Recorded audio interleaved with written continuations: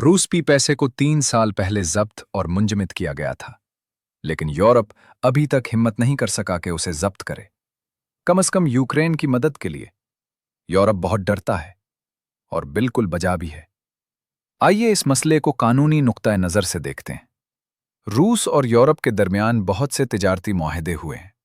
सरकारी तौर पर कोई जंग नहीं है, किसी ने जंग का ऐलान नहीं किया, और अचानक यूरोपीय यूनियन रूसी पैसे जब्त कर रही है। कानूनी निज़ाम के नुक्ता नज़र से ये एक जुर्म है।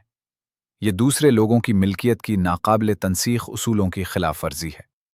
मुख्तलिफ ममालिक से बहुत से सरमायाकार और जमा करने वाले जिनके पास यूरोप में पैसे और जायदाद है, समझेंगे कि उन्हें भी इसी तरह सुलूक किया जा सकता है।